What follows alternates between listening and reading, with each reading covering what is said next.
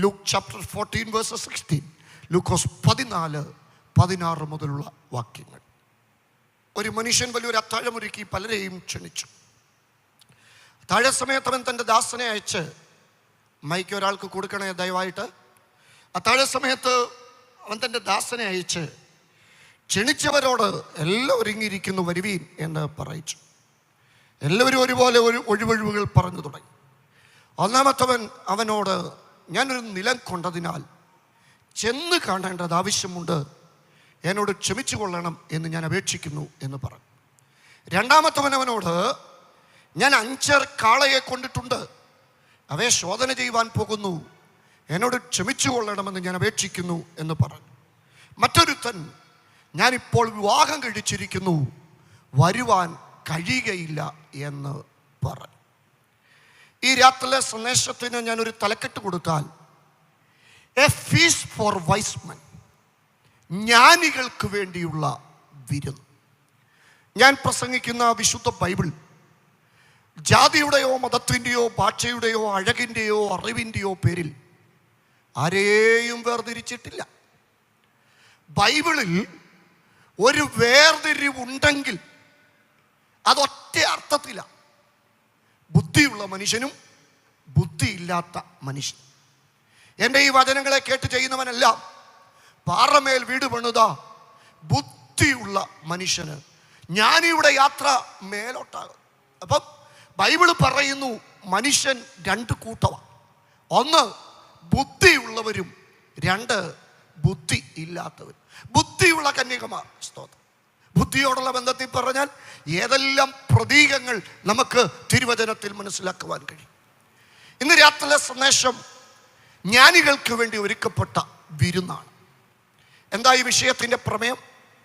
ഭക്ഷണം എന്ന പ്രതീകത്തെ ഉൾക്കൊള്ളിച്ചുകൊണ്ട് ദൈവരാജ്യം എന്ന വ്യവസ്ഥയെ യേശു വെളിപ്പെടുത്തുന്നതാണ് ഈ ഭാഗത്ത് നമുക്ക് കാണുവാൻ കഴിയുന്നത്. നമുക്കറിയാം 4 സുവിശേഷങ്ങൾ, മത്തായി, മർക്കോസ്, ലൂക്കോസ്, യോഹന്നാൻ. യേശുക്രിസ്തുവിനെ സംബന്ധിക്കുന്ന വലുതും ചെറുതുമായ 150 സംഭവങ്ങളാണ് 4 സുവിശേഷങ്ങളിൽ രേഖപ്പെടുത്തിയിരിക്കുന്നത്. യേശു പറഞ്ഞ 43 ഉപമകളും, അപ്പോൾ തന്നെ യേശുവിൻ്റെ ജനനം, മരണം, ഉയർപ്പ് തുടങ്ങി 40ഓളം അത്ഭുതങ്ങളും ഉൾപ്പെടെ 150 സംഭവങ്ങൾ 4 സുവിശേഷകന്മാർ രേഖപ്പെടുത്തിയിരിക്കുമ്പോൾ യേശുവിൻ്റെ പ്രധാനപ്പെട്ട ഒരു പഠിപ്പീരായ ദൈവരാജ്യം, കിങ്ഡം ഓഫ് ഹെവൻ, ആ വിഷയത്തെക്കുറിച്ചാണ് 13 ഉപമകൾ നമുക്ക് കാണുവാൻ കഴിയുന്നത്. മറക്കരുത്, മൊത്തം 4 സുവിശേഷങ്ങളിൽ യേശുക്രിസ്തുവിനെ സംബന്ധിക്കുന്ന 150 സംഭവങ്ങൾ, 43 ഉപമകൾ, ജനനം, മരണം, ഉയർപ്പ് ഉൾപ്പെടെ 40 അത്ഭുതങ്ങൾ. അപ്പോൾ തന്നെ ദൈവരാജ്യം എന്ന വിഷയത്തോടുള്ള ബന്ധത്തിൽ 13 ഉപമകൾ. ഈ 13 ഉപമകളെയും നമുക്ക് വേർതിരിക്കുവാൻ കഴിയും. 5 കൃഷിയുമായി ബന്ധപ്പെട്ടതാണ്, 4 പണവുമായി ബന്ധപ്പെട്ടതാണ്, 2 ഫീസ്റ്റ് അഥവാ വിരുന്നുമായി ബന്ധപ്പെട്ടതാണ്, 1 ഫിഷിങ് അഥവാ മീൻപിടുത്തവുമായി ബന്ധപ്പെട്ടതാണ്, മറ്റൊരെണ്ണം ഭക്ഷണം പാകം ചെയ്യുന്നതുമായിട്ട് ബന്ധപ്പെട്ടതാണ്. അങ്ങനെ ദൈവരാജ്യവുമായി ബന്ധപ്പെട്ട 13ഓളം ഉപമകൾ. ഞാൻ പറഞ്ഞു 2 ഉപമകൾ വിരുന്നുമായി ബന്ധപ്പെട്ടതാണ്. വിരുന്ന് എന്ന് പറയുമ്പോൾ തന്നെ യഹൂദ വിവാഹത്തിന് 2 വശങ്ങളാണുള്ളത്. ഒന്നാമത്തതിൻ്റെ പേര് എറുസിൻ എന്നാണ് പറയുന്നത്. എറുസിൻ എന്ന് പറഞ്ഞാൽ ആ വാക്കിൻ്റെ അർത്ഥം വിവാഹ നിശ്ചയം എന്നാണ്. വിവാഹ നിശ്ചയത്തിൽ സംഭവിക്കുന്നത് എന്താണെന്നറിയാവോ? ഇഷ്ടപ്പെട്ട ഒരു പുരുഷൻ തൻ്റെ മണവാട്ടിയെ സ്വീകരിക്കുമ്പോൾ ഒരു കാര്യം ചെയ്യും. അവൻ അധ്വാനിച്ചതിൽ നിന്ന് ഒരു വിഹിതമെടുത്ത് അവളുടെ കയ്യിലേക്ക് കൊടുക്കും. കയ്യിലേക്ക് കൊടുത്തിട്ട് അവളോട് പറയും, എനിക്ക് നിന്നെ ഇഷ്ടമായി, അതുകൊണ്ട് നമുക്ക് പാർക്കുവാൻ ഞാനൊരു വീടൊരുക്കുവാൻ പോകുകയാണ് എന്ന്. വീടൊരുക്കിയച്ചിൽ നിന്നെ ചേർക്കുവാൻ വരുമോ? അന്നു വരെ നീ കാത്തിരിക്കണം എന്നതിനു വേണ്ടി കാത്തിരിക്കുവാനുള്ള ആ വലിയ ആഹ്വാനം നൽകിയിട്ട് അവളുടെ കയ്യിലവന് പണമേൽപ്പിക്കും. അങ്ങനെ ആ 10 ദ്രഹ്മയുടെ ഒക്കെ കഥ. പണം മാത്രമല്ല ഏൽപ്പിക്കുന്നത്, അവളുടെ മുഖത്തവനൊരു മൂടുപടമിടും. അതുകൊണ്ടാ തിരുവചനത്തിൽ നമ്മൾ വായിക്കുന്നത്, മൂടുപടം നീങ്ങിയ മുഖത്ത് കർത്താവിൻ്റെ തേജസ്സിനെ കണ്ണാടി പോലെ പ്രതിബിംബിക്കുന്നവരായി, അല്ലേ? മൂടുപടം ഇടും. മൂടുപടം ഇടുമ്പം ശരിക്കും പറഞ്ഞാൽ ഞങ്ങളൊക്കെ സഭകളുടെ ഉത്തരവാദിത്തപ്പെട്ട ചുമതലകൾ വഹിക്കുന്നവരായതുകൊണ്ട് തോമസ് ഫിലിപ്പാസൊക്കെ എപ്പോഴും ചെയ്യുന്ന കാര്യം അത്. എന്താ? പ്രിയപ്പെട്ടവരിൽ ആരെങ്കിലും മരിച്ചാൽ അവസാനത്തെ ശുശ്രൂഷ നടത്തുമ്പോൾ ദൈവാസന്മാരായി ഞങ്ങൾ ചെയ്യുന്ന ഒരു കാര്യമുണ്ട്. ഏറ്റവും അവസാനമായിട്ട് ചെയ്യുന്ന ഒരു കാര്യം എന്താ പറയുന്നത്? ഉത്തരവാദിത്തപ്പെട്ട ആരെങ്കിലും വന്ന് ഇപ്പം എന്ത് ചെയ്തേ, മുഖം മൂടിക്കേ. രക്ഷിക്കപ്പെട്ട, സ്നാനപ്പെട്ട, അഭിഷേകം പ്രാപിച്ച, വേർപെട്ട ദൈവകൃപയുള്ള അച്ഛൻ്റെ മുഖം പിള്ളേർ വന്ന് മൂടും. അപ്പോൾ അച്ഛൻ നമ്മളോട് പറയുന്ന ഒരു കാര്യമുണ്ട്. എന്താ പറയുന്നത്? ഇന്നലെ വരെ നിങ്ങളുടെ കൂടെ ഞാൻ ആരാധിച്ചു, പക്ഷേ ഇന്ന് ഭൂമിയിലെ എല്ലാ ഉത്തരവാദിത്തങ്ങളിൽ നിന്നും ഞാൻ ഒഴിഞ്ഞിട്ട് എൻ്റെ മണവാളൻ എനിക്ക് വേണ്ടി ഒരുക്കുന്ന ആ വീടിനെ കത്തുകൊണ്ട് ഞാനിങ്ങനെ കല്ലറയ്ക്കകത്തിരിക്കുക. പക്ഷേ എനിക്കൊരുറപ്പുണ്ട്, എൻ്റെ നിസ്യൂൻ നടക്കും. യെറൂസലേം നടന്ന് എൻ്റെ നിസ്യൂൻ നടക്കും. എന്നാൽ അത് നടക്കുന്നത് കാഹളം ധ്വനിക്കും, മരിച്ചവർ അക്ഷരായി ഉയർക്കും.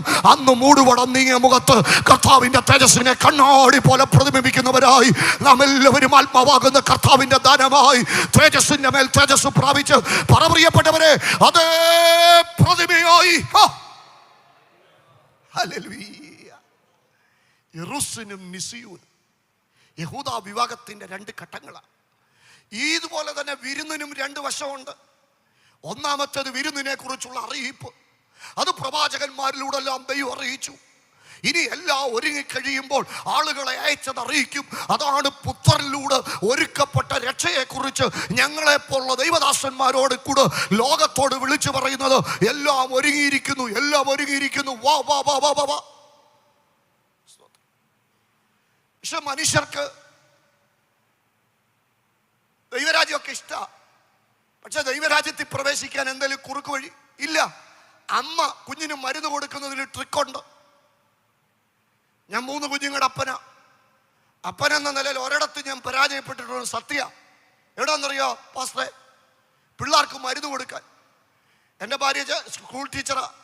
പനിയൊക്കെ ഉള്ള സമയത്ത് അവൾ പോകുമ്പോൾ പറയാം, ചേച്ചാ ഇത്ര ഔൺസ് ഒഴിച്ചു കൊടുക്കണം. ഞാൻ ഒഴിച്ചു കൊടുത്തതല്ല, അവന്മാർ ഇങ്ങോട്ട് അതിനെക്കാട്ടി കമട്ടിയിട്ടുണ്ട്. അതന്നെ, അത് അമ്മയ്ക്ക് മാത്രം അറിയാവുന്ന ഒരു ട്രിക്കാ, മരുന്ന് കൊടുക്കാൻ. അല്ലേ? ഏതെങ്കിലും അപ്പന്മാർ കൊടുത്താൽ വിജയിക്കുമോ?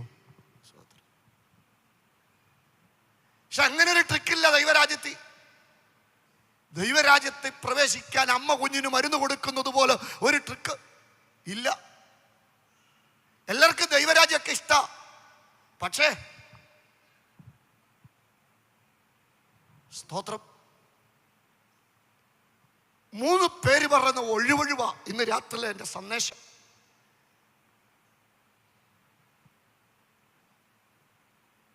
ട്രിക്കുകൾക്കൊക്കെ അപ്പുറത്ത് ദൈവരാജ്യത്തെ ഒരാൾക്ക് ഉൾക്കൊള്ളുവാൻ കഴിയണമെങ്കിൽ കണ്ട് ഇഷ്ടപ്പെടണം. അങ്ങനെ ആ വചനം പറഞ്ഞ് ഒന്ന് വായിച്ചേ. മത്തായി സുവിശേഷം 13-ാം അധ്യായം 44-ാമത്തെ വാക്യം. മത്തായി സുവിശേഷം 13-ാം അധ്യായം 44-ാം വാക്യം. സ്വർഗരാജ്യം വയലിൽ ഒളിച്ചു വെച്ച നിധിയോട് സദൃശം അതൊരു മനുഷ്യൻ കണ്ട് മറച്ചിട്ടു തൻ്റെ സന്തോഷത്താൽ ചെന്ന് തനിക്കുള്ളതെല്ലാം വിറ്റ് അത് വാങ്ങി. അവറാച്ചാനും അറിയാമേ, അറാച്ചാൻ പാവം പിടിച്ചോനാണേലും 1.25 ഏക്കറുണ്ട് കൃഷി ചെയ്യാൻ. പുള്ളി അത് കൃഷി ചെയ്തുകൊണ്ടിരിക്കുമ്പോഴാണ് തൊട്ടപ്പുറത്തെ കറിയാച്ചൻ്റെ പറമ്പിൽ ആ പാറപ്പോടിനോട് ചേർന്ന് നട്ടുച്ച വെയിലിൽ എന്തോ ഒന്ന് തിളങ്ങുന്നു. ആദ്യം ഓർത്ത് തോന്നലായിരിക്കുമെന്ന്, പിന്നെ ഒന്നുകൂടെ നോക്കിയപ്പോൾ വല്ലാത്ത തിളക്കം. അടുത്തിയെന്ന് നോക്കിയപ്പോൾ കണ്ടു രത്നശേഖരങ്ങൾ ഉൾപ്പെടെയുള്ള ഒരു നിധിക്കൂട്ടം. അപ്പോ പുള്ളി എന്ത് ചെയ്തെന്നറിയോ? തൻ്റെ പറമ്പിലെ കുറച്ച് വാഴക്കച്ചയൊക്കെ എടുത്ത് ഇത് മറച്ചിട്ടു. നേരെ ഉച്ചയ്ക്ക് മറിയാമ്മയോട് പോലും ചോദിക്കാതെ കറിയാച്ചൻ്റെ വീട്ടിൽ ചെന്നു. കറിയാച്ചനോട് ചോദിച്ചു, കറിയാച്ചാ ആ പാറപ്പൊട്ട് നിൽക്കുന്ന ആ സ്ഥലം കൊടുക്കുന്നു? കറിയാച്ചനടുത്ത് മത്തായിച്ചനെ ഏതാണ്ട് ഉച്ചയ്ക്ക് ഇരിക്കണ്ടായതാ ഉച്ചച്ചൂടടിച്ച്. അല്ല പിന്നെ പാറപ്പൊട്ട്. കറിയച്ചൻ പറഞ്ഞു കൊടുത്തേക്കാൻ മത്തായിച്ച. മത്തായിച്ചൻ വില പറ. മത്തായിച്ചൻ പറഞ്ഞില്ല, കറിയാച്ചൻ എന്നാ വില പറഞ്ഞാലും ഞാനത് തരാം. കറിയാച്ചൻ ഉറപ്പിച്ചു, ഇങ്ങേർക്ക് വട്ട് തന്നെയാ, അല്ല പിന്നെ ഈ പാറപ്പൊട്ടിന് എന്നാ വില പറഞ്ഞു. അപ്പൊ തന്നെ അവർ എഗ്രിമെന്റ് സൈൻ ചെയ്തു. എഗ്രിമെന്റ് സൈൻ ചെയ്തു വന്നപ്പോഴാ ചാക്കോച്ചൻ കണ്ട് കറിയാച്ചനോട് ചോദിച്ചു, എവിടെ പോയാ അത് മത്തായിച്ചനോട് ചോദിച്ചു, എവിടെ പോയാ? ഞാൻ എന്താ കറിയാച്ചന്റെ വീട്ടിൽ, എന്തിനാ കറിയാച്ചന്റെ പാറപ്പൊട്ട് മേടിക്കാൻ? ചാക്കോച്ചൻ ലോകം മുഴുവൻ പാട്ടാക്കി. അവിടെ ചെന്നപ്പോഴത്തേനും മറിയച്ചേടത്തി ഇങ്ങനെ വടിയും കൊടയായിട്ട് നിൽക്കുക. മറിയച്ചേടത്തി ആരോടും ചോദിക്കാതെ എന്നാ വട്ടാച്ചാ കാണിച്ചേ? മറിയച്ചേടത്തിയെ മാറ്റി നിർത്തിച്ച് മത്തായിച്ചൻ പറഞ്ഞു, എടി നീ ആരോടും പറയരുത്, കറിയാച്ചൻ്റെ വയലിൽ ഞാനൊരു നിധി കണ്ടു. നമ്മുടെ വാഴക്കച്ച് കൊണ്ട് ഞാനത് മറച്ചിട്ടച്ച് കറിയാച്ചനുമായിട്ട് ഞാൻ എഗ്രിമെന്റ് ഏർപ്പെട്ടു. അത് മാത്രമല്ല, നമ്മുടേത് മൊത്തം വിൽക്കാനായിട്ട് ഞാൻ മനോരമ പരസ്യം കൊടുത്തിരിക്കുക. നാളത്തെ പത്രത്തിൽ വരും, പിറ്റേ ദിവസത്തെ പത്രത്തിൽ ഇതുണ്ട്, മറിയാമ്മയുടെ അതെ മത്തായിച്ചൻ്റെ മുഴുവൻ പറമ്പും വിൽക്കുന്നു. എല്ലാവരും പറഞ്ഞു വട്ട. എന്നാ ഇങ്ങനെ ഇത് ചെയ്യാൻ കാരണം? ഒറ്റക്കാരിയ, നിധി കണ്ടു. നിധി കണ്ട പിന്നെ അതുകൊണ്ടല്ലേ നിധി കണ്ട മർത്തോമപ്പള്ളി വിടും, നിധി കണ്ട കത്തോലിക്ക പള്ളി വിടും, നിധി കണ്ട യാക്കോബ പള്ളി വിടും. പണ്ട് നിധി കണ്ട് ഇറങ്ങിയപ്പം ആൾക്കാർ കളിയാക്കി, മറിയാമേ നിനക്കറിയാമോ മർത്തോമയിലെ മറുഭാഷ? അത് പിന്നെ പത്യമായി, അതെ സത്യമായി, പെന്തക്കോസ്തായി. എന്നാ പ്രിയപ്പെട്ടവരെ, ഞങ്ങളൊക്കെ പലതും ത്യജിച്ചിറങ്ങിയത് ഒറ്റക്കാരിയ, നിധി കണ്ടു. സ്തോത്രം. അച്ഛൻ, ഞാൻ റാന്നിയിൽ ഒരു കുടിയേറ്റ കുടുംബത്തിൽ ജനിച്ചു വളർന്നവരാ. കുടിയേറ്റക്കാരെന്ന് പറഞ്ഞാൽ അറിയാമല്ലോ, കുടിക്ക് ഒരു കുറവും ഇല്ലാത്തവർ. എൻ്റെ അമ്മാച്ചന്മാരെന്നൊക്കെ പറഞ്ഞാൽ ഒന്നാം തരം കുടിയന്മാരാ. സ്വത്രം. 38 വയസ്സെന്നൊക്കെ പറയുന്നത് റാന്നി വെല്ലുവിളിയുടെ കല്ലറ കയറാനുള്ള ഒരു സ്റ്റാൻഡേർഡ് പ്രായോ. എനിക്ക് 41 ഉണ്ട്. കഴിഞ്ഞ മാസവും 41കാരൻ കല്ലറയ്ക്കകത്ത് കയറി. എന്നാ കാരണമെന്നറിയോ? ചങ്ങ് കയറലും പോവും. കാരണം 1ാമത്തെ വയസ്സ് മുതൽ ഇങ്ങനെ ഞങ്ങളുടെ നാക്കൽ തൊട്ടു തരും. എന്താണെന്നറിയോ? ഞങ്ങൾ ഉറുകായിന്ന് വന്നുകൊണ്ട് അവിടുത്തുകാരായതിൻ്റെ ആ ഒരു ക്രെഡിറ്റ് മദ്യം. ദൈവത്തിന് സ്തോത്രം. അങ്ങനെ കുടിയേറ്റ കുടുംബത്തിൽ ജനിച്ചു വളർന്ന എൻ്റെ വല്യപ്പൻ വെല്ലുവിളിയിലെ കപ്പിയാരായിരുന്നു. കപ്പിയാരല്ല, അതിന് കഴിവില്ലാഞ്ഞുകൊണ്ട് വിക്കനായിരുന്നുകൊണ്ട് അദ്ദേഹം പിടിയരിവിരുവുകാരനായിരുന്നു. എൻ്റെ വല്യപ്പൻ്റെ അനിയനുണ്ട്, നിമിഷ കവിയാ, പുതുപ്പറമ്പി തോമാച്ചൻ. അങ്ങേറെ ഒരു കഴിവൊക്കെയാ എനിക്ക് ഈ പ്രസംഗത്തിൽ കിട്ടിയിരിക്കുന്നതെന്നാ ഞങ്ങളുടെ റാന്നിക്കാർ മുഴുവൻ പറയുന്നത്. നിമിഷ കവിയായിരുന്നു. ദൈവത്തിന് സ്തോത്രം. എൻ്റെ വല്യപ്പൻ പാവം പിടിച്ചോൻ, പിടിയരിവിരുവ. എല്ലാ വീട്ടിലും പോയി പിടിയരിവിരിക്കും. കാര്യം പള്ളിക്ക് എന്തെങ്കിലും ചെയ്യണമെന്ന് അങ്ങനെ കടങ്ങാത്ത ആഗ്രഹം. അങ്ങനെ ഇരിക്കുമ്പോഴായി ബൈബിൾ വായിച്ചപ്പം പുള്ളിക്കാരന് മനസ്സിലായി, ഈ വടിയും കൂടെ ഒന്നുമല്ല നിത്യതയെ കൊണ്ടുപോകുന്നത്. അവനെ കൈക്കൊണ്ട് അവൻ്റെ നാമത്തിൽ വിശ്വസിക്കുന്ന ഏവർക്കും ദൈവമക്കളാകുവാൻ അവൻ അധികാരം കൊടുത്തിരിക്കുന്നു എന്നുള്ള വാക്യം. സ്വത്രം. അന്ന് പുള്ളിക്കാരൻ ഈ പാരമ്പര്യം വിട്ടേച്ച് പെരുമ്പഴക്കടവി സ്നാനപ്പെട്ടേച്ച് കയറി വന്നപ്പം എൻ്റെ വല്യപ്പൻ്റെ അപ്പം പറഞ്ഞു, നീയും നിൻ്റെ പിള്ളേരും മുടിഞ്ഞു പോവും. മുടിയാനുള്ള വഴിയെല്ലാം അങ്ങേര് ചെയ്തു. എല്ലാവർക്കും 9 ഏക്കർ കൊടുത്തപ്പം എൻ്റെ വല്യപ്പന് മാത്രം വഴിയില്ലാത്തടത്ത് ഒരു 3/4 ഏക്കർ അപ്പച്ചൻ അതോ കിട്ടിയ വിലയ്ക്ക് അനിയന് കൊടുത്തേച്ച് അങ്ങ് അത്തിക്കകത്ത് കുടിയേറിയതാ. പക്ഷേ അവിടെ ചെന്നപ്പോഴും എൻ്റെ വല്യപ്പൻ്റെ കയ്യിൽ ഈ പുസ്തകം ഉണ്ടായിരുന്നു. മുടിഞ്ഞു പോകുമെന്ന് പറഞ്ഞ ഞങ്ങളുടെ കുടുംബക്കാര്. പക്ഷേ 1500 ശാഖക്കാരുള്ള 9 അപ്പന്മാരുടെ മക്കളായി 1500 ശാഖക്കാരുള്ള കണ്ണങ്കര കുടുംബയോഗത്തിന്റെ പ്രസിഡന്റ് കഴിഞ്ഞ ദിവസം റാന്നിയിൽ നിന്ന് പറഞ്ഞെന്ന്. ഈ അനീഷ് പാസ്റ്ററൊക്കെ നമ്മുടെ കുടുംബത്തിന് ഒരഭിമാനം. എങ്ങനെ പറയാതിരിക്കുന്നത്? ഈ ഡിസംബർ മുതൽ ഞാൻ പോയത് എൻ്റെ കയ്യിൽ എണ്ണാവുന്നതിൽ കൂടുതൽ രാജ്യങ്ങളില്ല. ഇന്ന് രാത്രി ഞാനൊരു കാര്യം പറയാം, ഈ നിധി കണ്ടാവുണ്ടല്ലോ, ചിലതൊക്കെ വിട്ടാലുണ്ടല്ലോ, അതൊന്നും നഷ്ടമല്ല. സ്വത്രം. പക്ഷെ ഒരുത്തൻ പറയാ, നിധി കണ്ടിട്ട് ഒരുത്തൻ പറയാ എനിക്ക് മനസ്സില്ല. എന്നാ കാരണം? നിധി ഒന്നാമത്തവൻ പറഞ്ഞു, എക്സ്ക്യൂസ് കേട്ടോ വെച്ചാ, ഒന്നാമത്തവൻ പറയാ ഞാനൊരു നിലം കൊണ്ടതിനാൽ അത് ചെന്ന് കാണേണ്ടത് ആവശ്യമുണ്ട്. ഇങ്ങനെ കുറിച്ച് വായിച്ച് എന്താ ഞാനൊരു അയ്യോ, ഞാൻ ഈ മനുഷ്യനെ കുറിച്ച് വായിച്ചപ്പോൾ ഞാൻ ഓർത്തു, ഇങ്ങനൊരു മണ്ടന. നമ്മളല്ല എവിടെല്ലാം ആധാരം എഴുതിച്ചിട്ടുണ്ട്. ആധാരം എഴുതുന്നതിന് മുമ്പ് ഭാര്യയെ കാണിക്കും, മക്കളെ കാണിക്കും, അമ്മായിപ്പനെ കാണിക്കും, അമ്മായിമ്മയെ കാണിക്കും. എല്ലാവർക്കും ഇഷ്ടപ്പെട്ടാലേ നമ്മൾ ആധാരം എഴുതാൻ പോകത്തുള്ളൂ. ദണ്ടിങ്ങനെ പേര് കൂട്ടി വെച്ച് വന്നേച്ച് പറയാ, ഞാൻ നിലം മേടിച്ചു, എനിക്കത് എന്ത് ചെയ്യാൻ പോകണം? ഇങ്ങേറെ ആവശ്യം എന്താണെന്നറിയോ? ഇങ്ങർക്ക് ആത്മീകമൊക്കെ ഇഷ്ടം, പക്ഷേ അങ്ങേറെ ആത്മീകമാകണമെങ്കിൽ ഇങ്ങർക്കൊരു പ്രശ്നമുണ്ട്. എന്തായാലും പറയുന്നത്, I want to see something. എനിക്കൊരു ഉണർവൊക്കെ ഉണ്ടാകണമെങ്കിൽ എനിക്ക് വല്ലതൊക്കെ ഒന്ന്. ഹലോ, സ്വോത്രം. വിശ്വനാഗരികതയുടെ കളിത്തൊട്ടിലെന്ന് വിശേഷിപ്പിക്കുന്ന മെസപ്പത്തോമയുടെ കിഴക്ക് വടക്ക് കൽദയുടെ പട്ടണമായ ഊരിൽ നിന്ന് ഒരു മനുഷ്യൻ വടിയും കൊടയെല്ലാം വിട്ട് ചിറങ്ങി വരിക, പേര് അബ്രഹാം എന്ന. അപ്പം ഞാൻ അങ്ങേരോട് ചോദിച്ചു, താൻ എന്തിനാ പുറപ്പെടുന്നു? അന്നേരം പറയാ, ദൈവം വിളിച്ചോണ്ടാന്ന്. അപ്പം ഞാൻ ചോദിച്ചു, അങ്ങനെ എന്തൊക്കെ? അപ്പം എന്നോട് പറഞ്ഞു, എൻ്റെ ക്രിസ്ത്യ ജീവിതത്തിൽ 5 വിളി കിട്ടിയിട്ടുണ്ട്. അപ്പം ഇന്ന് രാത്രി എനിക്കും അത് പറയാനുണ്ട്. ആര് രക്ഷിക്കപ്പെട്ട് കർത്താവിൻ്റെ പിന്നാലെ ഇറങ്ങിയാലും 5 വിളി. ഉറക്കെ പറ, 5 മറക്കരുത്. 5. ഒന്നാമത്തെ വിളിയ ഉൽപ്പത്തി 12:1, കോളിംഗ് ഫോർ സെപ്പറേഷൻ, വേർപെടാനുള്ള വിളി. പാരമ്പര്യത്തെയും പട്ടത്തെയും പൗരോഹിത്യത്തെയും പള്ളിമേടയൊക്കെ ത്യജിച്ചേച്ച് ഇറങ്ങി വരണം, വേർപെടാൻ. ആഴം നോക്കാതെ അലകൾക്ക് തെല്ലും ഭയപ്പെടാതെ ഇറങ്ങി വരണം. എന്തിന്? പറ, വേർപെടാൻ.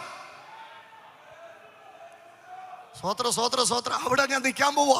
അതിനുമ്പ് തിരിച്ചു വരാൻ 4 വിളിയൂടെ കേൾക്കണ്ടായോ? രണ്ടാമത്തെ വിളിയാ ഉൽപ്പത്തി 15. എന്തിന്റെ വിളിയാന്നറിയാവോ? ഉറപ്പിന്റെ വിളി. എന്നാ കാരണം? ഒത്തിരി യുദ്ധം നടന്ന 14 അധ്യായം. സഹോദരനെയൊക്കെ പോരാട്ടത്തിൽ നിന്ന് താൻ പോയി രക്ഷിച്ചു. 318 അഭ്യാസികളുമായിട്ടൊക്കെ പോയി രക്ഷിച്ചു വന്നപ്പം പുള്ളിക്കൊരു പേടി, ഒരു അങ്കലാപ്പ്. എനിക്കൊരു ആവശ്യം വന്ന ആരുണ്ട് എൻ്റെ കൂടെ? ഞാൻ ഇതുവരെ ഒറ്റയ്ക്കാണല്ലോ, ആരെന്നെ സഹായിക്കും? അപ്പം ദൈവം വിളിച്ചിറക്കി വെച്ച് പറഞ്ഞു, എടാ നീ ഒറ്റയ്ക്കല്ലടാ, എൻ്റെ പിന്നാലെ അല്ലേ നീ ഇറങ്ങിയത്, അതുകൊണ്ട് ഞാൻ നിന്റെ കൂടെ ഉണ്ടെന്ന്. ഇന്ന് രാത്രികാലം നിന്റെ കൂടെ ലോകത്തിൽ ആരുമില്ലേലും നിന്റെ കൂടെ ആരുണ്ട്? ഉറക്കെ പറ. പറയാ, തൻ്റെ ഇടത്തോടെ പറ, ദൈവം ഉണ്ടെന്ന് പറ. ഇന്ന് രാത്രി ചുമ്മാതെ ഒരു പ്രസംഗം കേട്ട എഴുതി പോയിട്ട് പോകല്, ചാടി പിടിക്കണം ദൂതൊക്കെ. പറയാവോ? തൻ്റെ ഇടമുണ്ടോ? ദൈവം എൻ്റെ കൂടെ ഉണ്ടെന്ന് പറയാൻ.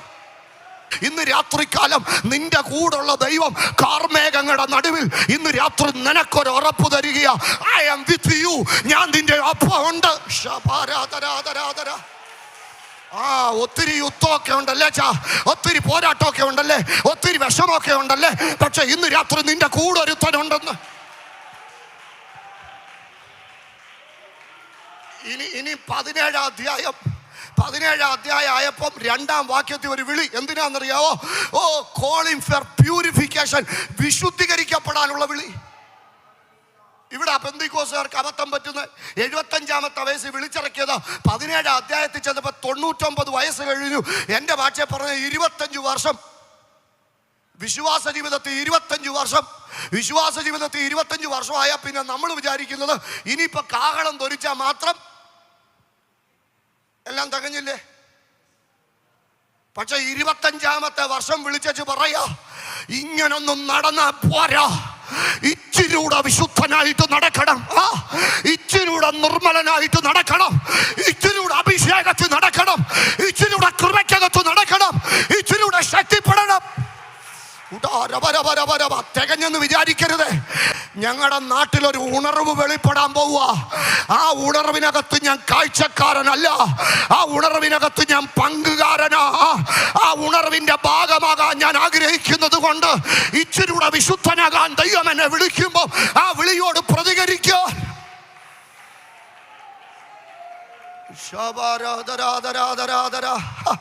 ഇനി 22-ൽ 4-ാമത്തെ വിളി എന്താണെന്നറിയാവോ? പരിശോധനയുടെ വിളി. നീ സ്നേഹിക്കുന്നതിനെ യാഗം കഴിക്ക. ഞാനിതൊക്കെ കരയാതെ പറയാൻ എനിക്ക് പറ്റത്തില്ല. എൻ്റെ മൂത്ത മോൻ ഇവിടെ ഇരിപ്പുണ്ട്. സമയം പോകുന്നതുകൊണ്ട് ഞാൻ പറയുന്നില്ല. 1.5 വയസ്സുള്ള സമയത്ത് ഒരു പ്രത്യേക രോഗം. എൻ്റെ വൈഫ് ഒന്ന് എംടെക്കിന് മദ്രാസിൽ പഠിച്ചുകൊണ്ടിരിക്കുന്ന സമയമാണ്. മീറ്റിംഗ് അന്ന് അനീഷ് തോമസ് അത്ര പ്രസിദ്ധനൊന്നുമല്ലെങ്കിലും പൊന്നച്ചൻ പാസ്റ്റർക്കൊക്കെ അറിയാം. ഒരു കൃപ ദൈവം തന്നിട്ടുണ്ടായിരുന്നു. അത് അന്നും സൂക്ഷിച്ചിട്ടുണ്ട്, ഇന്നും സൂക്ഷിച്ചിട്ടുണ്ട്, ഇതുവരെ സൂക്ഷിക്കാൻ കൃപ തന്നു. അവസാനം വരെ സൂക്ഷിക്കാനുള്ള കൃപ തരാൻ നിങ്ങളൊന്ന് പ്രാർത്ഥിച്ചേക്കണം. സ്തോത്രം. മീറ്റിംഗ് ഉള്ളപ്പോൾ ഞാനിവിടെ നിൽക്കുക വെച്ചാൽ, മീറ്റിംഗ് ഇല്ലാത്തപ്പോൾ മദ്രാസി അപ്പനും അമ്മയും ഇവളും കൂടെ അവിടെ താമസമുണ്ട്. 1.5 വയസ്സുള്ള കുഞ്ഞ്. മാർച്ച് മാസത്തില അവിടെ ഒരു ദിവസം ചെന്നപ്പം ഈ TPM-കാരുടെ വലിയ കൺവെൻഷൻ നടക്കുന്നത് കണ്ടോണ്ട് അതൊന്ന് കാണാനായിട്ട് പോയി. അവിടെ ചെന്നപ്പോൾ ഇവൻ ഈ വലിയ കോമ്പൗണ്ട് കണ്ടപ്പോഴത്തേനും ഓട്ടടാ ഓട്ടവാ, ഭയങ്കര ഓട്ടം, തറയിൽ കൂടെ ഓട്ടം. പക്ഷെ പെട്ടെന്ന് കുഞ്ഞുണ്ടല്ലോ വയറെ കുത്തിപ്പിടിച്ച് ഇങ്ങനെ ഭയങ്കര വേദനിക്കുന്നു.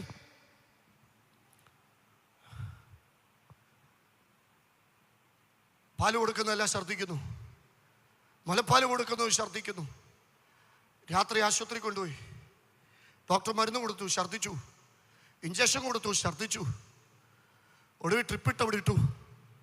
പിറ്റേ ദിവസം സ്കാൻ ചെയ്ത് നോക്കിയച്ച് എന്നോട് പറഞ്ഞു, ഒരു കുടലിനകത്ത് കയറി കിടക്കുക. ഇവിടുന്ന് 16 കിലോമീറ്റർ അപ്പുറത്ത് ശ്രീരാമേന്ദ്ര മെഡിക്കൽ ഇൻസ്റ്റിറ്റ്യൂട്ട് ഉണ്ട്, അവിടെ കൊണ്ട് പീഡിയാട്രിക് സർജനെ കാണിക്കണമെന്ന് പറഞ്ഞു. പീഡിയാട്രിക് സർജൻ എന്ന വാക്ക് ആദ്യമായിട്ട് ഞാൻ കേൾക്കുക. ഞാൻ ഡോക്ടറോട് ചോദിച്ചു അതിനകത്തിനാ. പുള്ളി പറഞ്ഞു, ബൾജ് ചെയ്തിരിക്കുന്ന കുടല് മുറിച്ച് കളയണം, യൂറിനും മോഷനും പോകാൻ പുറത്ത് സഞ്ചി വെക്കണം, എന്നിട്ട് 3 മാസം കഴിഞ്ഞ് റീജോയിൻ ചെയ്യണം. എന്തൊക്കെ 2ാം വർഷം അവൾ പഠിച്ചുകൊണ്ടിരിക്കുന്ന സമയം. ഈ കുഞ്ഞിനെയും കൊണ്ട് ഞങ്ങൾ പോവാ. ഞാൻ വണ്ടി ഓടിക്കുന്നു, മുന്നിരുന്ന് ഇവിടെ മടിയിൽ കൊച്ചിങ്ങനെ വാടി തളർന്ന് കിടക്കുന്നു. പുറകെ ഒരു ആനിയാൻ്റെ ഇരിപ്പുണ്ട്, ഭയങ്കര അഭിഷക്തയാണ്. പുള്ളിക്കാരത്തെ അന്യഭാഷ പറഞ്ഞുകൊണ്ടിരിക്കുന്നു. തലേരാത്രിയിലൊന്നും ഉറങ്ങാത്തതിൻ്റെ ആ ഒരു ഫ്രസ്ട്രേഷനും അമ്മയുടെ വേദനയൊക്കെ കൊണ്ട് എൻ്റെ ഭാര്യ എന്നോട് ചോദിക്കുക, അച്ചാച്ചാ നമ്മുടെ കുഞ്ഞിനെ ജീവനോടെ കിട്ടുമോ? ഞാൻ പറഞ്ഞു കിട്ടുപിടി. അപ്പൊ പ്രാന്തിയെപ്പോലെ എന്നോട് ചോദിക്കുക, അച്ചാച്ചൻ എന്നാ ഉറപ്പ്? ഞാൻ പറഞ്ഞു റാന്നിന്ന് ശുശ്രൂഷയ്ക്ക് എൻ്റെ അപ്പനെ ദൈവം വിളിക്കുമ്പോൾ, എന്നെ വിളിക്കുമ്പോൾ ദൈവം പറഞ്ഞു ഒരു വാഗ്ദത്തമുണ്ട്, നിന്റെ വായിലാക്കിയ എൻ്റെ വചനം നിന്റെ വായിൽ നിന്ന്, നിന്റെ സന്തതിയുടെ വായിൽ നിന്നും, നിന്റെ സന്തതിയുടെ വായിൽ നിന്നും ഒരു നാളും നീങ്ങിപ്പോകത്തില്ല. ഞാനും എൻ്റെ അപ്പനും കൂടെ ഒരേ സ്റ്റേജിൽ നിന്ന് പ്രസംഗിക്കുന്നവരാ. ദൈവം ഞങ്ങളോട് പറഞ്ഞിരിക്കുന്ന വാഗ്ദത്തം, ഞാനും എൻ്റെ അപ്പനും എൻ്റെ കുഞ്ഞും കൂടെ ഒരേ സ്റ്റേജിൽ നിന്ന് പ്രസംഗിക്കുമെന്ന്. അത് എനിക്ക് അമേരിക്കയിൽ പോയി താമസിക്കണമെന്നില്ല, എനിക്ക് യൂറോപ്പിൽ പോയി താമസിക്കണമെന്നില്ല, എൻ്റെ പിള്ളേരും പോയി താമസിക്കണമെന്നില്ല. എനിക്കൊരൊറ്റ ആഗ്രഹമുള്ളൂ, എൻ്റെ അപ്പനും ഞാനും എൻ്റെ കൊച്ചും കൂടെ ഒന്നിച്ചു നിന്ന് എൻ്റെ യേശുവിനെ പ്രസംഗിക്കണം.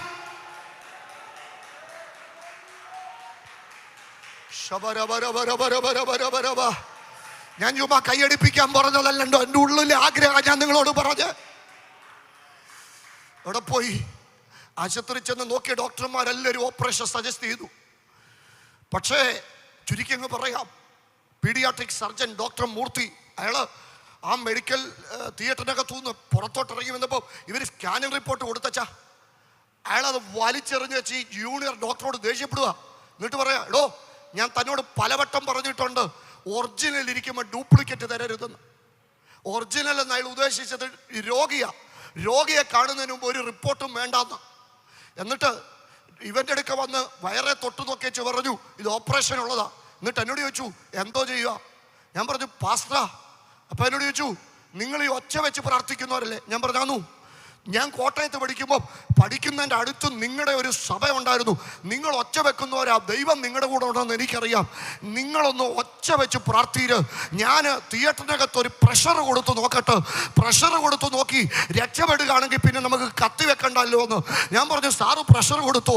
ഞാനും ഭാര്യയും കൂടെ ഓപ്പറേഷൻ തിയേറ്ററിൻ്റെ മുമ്പിൽ നിന്ന് 15 മിനിറ്റ് അന്യഭാഷയിൽ ഇങ്ങനെ പ്രാർത്ഥിച്ചു.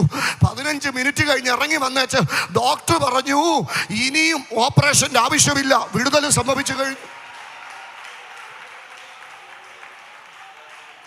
അവിടെ അല്ല സംഗതി. 18 മണിക്കൂറാ പിന്നെ ഈ കൊച്ചിന് വെള്ളം കൊടുക്കാതിരിക്കുന്നത്.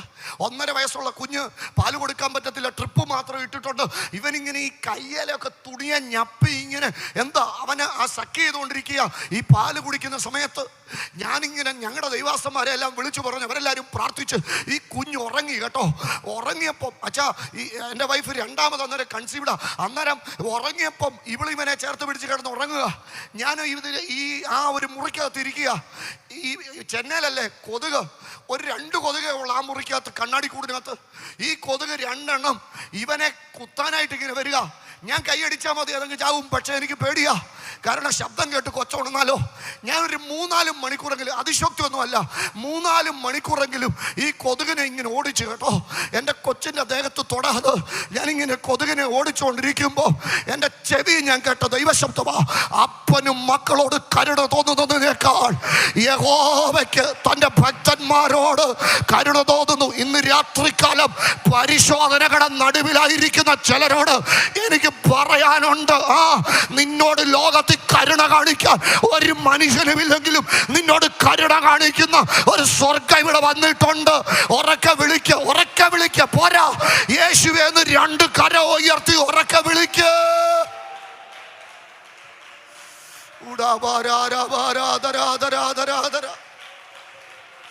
ഹല്ലേലൂയ. ഒന്നാമത്തെ വിളി വേർപെടാനുള്ള വിളി, രണ്ടാമത്തെ വിളി ഉറപ്പിന്റെ വിളി, മൂന്നാമത്തെ വിളി വിശുദ്ധനാകാനുള്ള വിളി, നാലാമത്തെ വിളി പരിശോധനയ്ക്കുള്ള വിളി, അഞ്ചാമത്തെ വിളിയാണ് വിടുതലിന്റെ വിളി. ഈ വിളി എവിടെ വെച്ചാ വെളിപ്പെട്ടത്? കത്തിക്കും കഴുത്തിനുമിടയിൽ, സ്വന്തം കുഞ്ഞിന്റെ കഴുത്തിനും തന്റെ കൈക്കുമിടയിൽ അബ്രഹാമിനെ ദൈവം വിളിച്ചു പറയുകയോ, ഞാൻ നിനക്ക് വേണ്ടി ചിലത് കരുതിയിട്ടുണ്ട്. ഇന്ന് രാത്രിക്കാൽ ആത്മനിയോഗമുള്ള ദൈവമക്കൾ ദൈവത്തെ സ്തുതിക്കട്ടെ. ഞാൻ അബ്രഹാമിനോട് ചോദിച്ചു, നിന്നെ വേർപെടാൻ വിളിച്ചപ്പം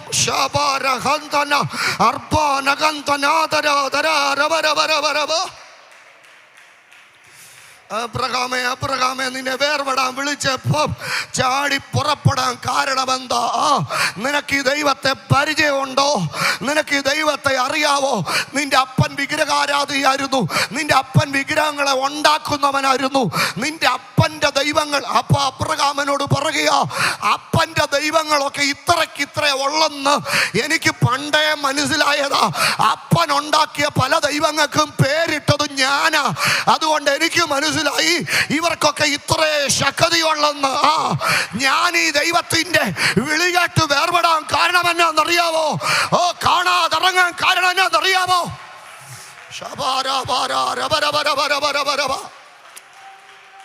അപ്പന്റെ വീട്ടിലെ ദൈവങ്ങൾക്കൊക്കെ ഇത്ര ശക്തിയുള്ളെന്ന് എനിക്ക് പണ്ടേ അറിയായിരുന്നു. കാരണം ഞാനും എൻ്റെ അപ്പനും കൂടാ അവയ്ക്ക് പേരിട്ടത്. പക്ഷെ എന്നെ വിളിച്ച ദൈവമില്ലേ, ആ ദൈവത്തിന്റെ വിളി കേട്ടിറങ്ങാൻ കാരണം എന്നാന്നറിയോ? അബ്രഹാമിന്റെ ദൈവത്തിന് 4 പ്രത്യേകത. പലരും എന്തേലുമൊക്കെ കണ്ടാരാധിക്കാൻ നിൽക്കുമ്പോൾ പെന്തക്കോസുകാരൻ കാണാതെ വിശ്വസിക്കുന്നതിന്റെ കാരണം, കാണാതെ ആരാധിക്കുന്നതിന്റെ കാരണം കാഴ്ചയാലല്ല, ഈ വിശ്വാസത്താൽ നടക്കുന്നതിന്റെ കാരണം.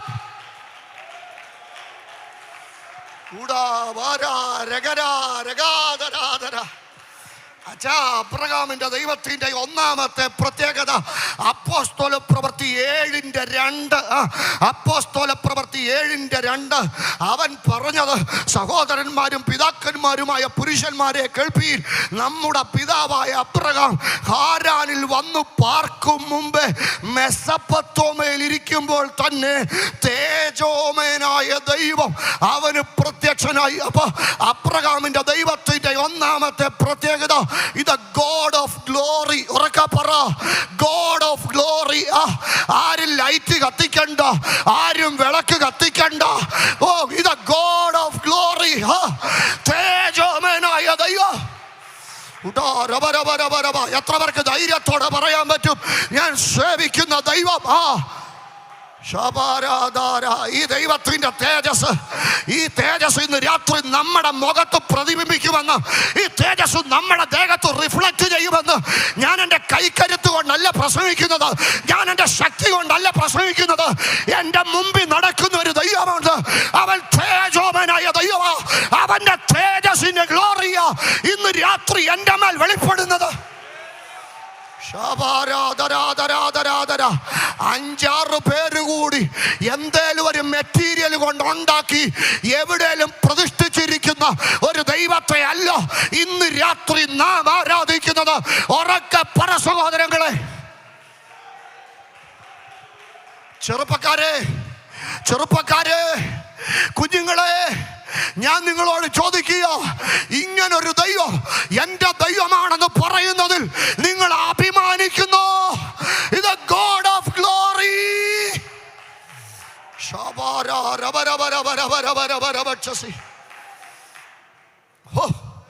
അബ്രഹാമിന്റെ ദൈവത്തിന്റെ രണ്ടാമത്തെ പ്രത്യേകത ആണെന്നുവെച്ചാൽ ഈ മേശയ്ക്ക് 4 കാല, ഈ കസാറയ്ക്ക് 4 കാല, ഈ പോഡിയത്തിന് 4 കാല, ഭൂമിക്ക് 4 ദിക്ക എന്ന് പറഞ്ഞ പോലെ അബ്രഹാമിന്റെ ദൈവത്തിന്റെ ഒന്നാമത്തെ പ്രത്യേകത ഗോഡ് ഓഫ് ഗ്ലോറി, തേജോമനായ ദൈവം. 2 ഉൽപ്പത്തി 14:20 വേഗം വായിച്ചോ പാസ്റ്ററെ. ഉൽപ്പത്തി 14:20 അബ്രഹാമിന്റെ ദൈവത്തിന്റെ രണ്ടാമത്തെ പ്രത്യേകത. പാസ്റ്റർ വായിക്കുമ്പോൾ ഞാൻ വെള്ളം കുടിക്കാം.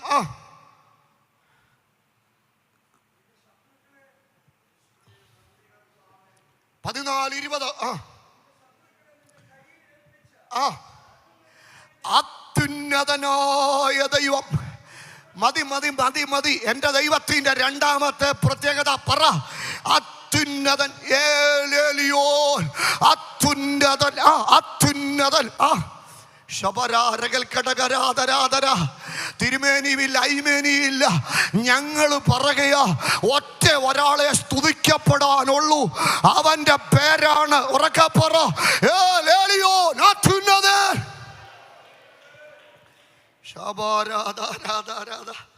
എനിക്ക് ഇവിടെ നിൽക്കണമെന്നുണ്ട്, പക്ഷേ നമ്മുടെ ദൂത് കംപ്ലീറ്റ് ചെയ്യണമല്ലോ. ഇനി അബ്രഹാമിന്റെ ദൈവത്തിന്റെ മൂന്നാമത്തെ പ്രത്യേകത ഉൽപ്പത്തി 17:1-2 വേഗം വായിച്ചോ. 17:1-2. ഈ ദൈവത്തിന്റെ മൂന്നാമത്തെ പ്രത്യേകത പറ. എൽ ശദ്ദായി, സർവശക്തിയുള്ള ദൈവം. എല്ലാവരും ഒന്ന് ചേർന്ന് പറഞ്ഞാട്ട്. നിങ്ങൾ പാടാറില്ലേ? എന്താ പാടുന്നത്? സർവശക്തനാണല്ലോ എൻ്റെ ദൈവം. എൽ ശദ്ദായി. ദൈവ സർവശക്തനാന്ന് അറിഞ്ഞപ്പോ എന്നെ എടുത്തു. അച്ഛാ 17:27 ഒന്ന് വായിച്ചേ. ദൈവ എൽ ശദ്ദായി ആണെന്ന് അറിഞ്ഞപ്പോ അബ്രഹാമിന്റെ വീട്ടിൽ നടന്നത് എന്താ? ഒന്ന് വായിച്ചേ. വീട്ടിൽ ജനിച്ച ദാസന്മാരും അന്യരോട് വിലയ്ക്ക് വാങ്ങിയവരും അവന്റെ വീട്ടിലുള്ളവരെല്ലാവരും അവനോടുകൂടെ പരിച്ഛേദനയേറ്റു. അപ്പം ദൈവം സർവശക്തനാണെന്നറിഞ്ഞപ്പം അവര് ചെയ്ത കൃത്യം എന്താണെന്നറിയോ? അവര് പരിച്ഛേദനയേറ്റു. പുതിയ നിയമത്തിൽ പരിച്ഛേദന ഉണ്ടോ? ഉണ്ട്. വായിച്ചോ. ഫിലിപ്പിയർ 3:3. ദൈവ സർവശക്തി ഉള്ളവനാണെന്ന് അറിയുമ്പോൾ നമ്മളിൽ സംഭവിക്കേണ്ട പരിച്ഛേദന എന്താ? ഫിലിപ്പിയർ 3:3. വേഗം. നാമല്ലോ പരിച്ഛേദനക്കാർ.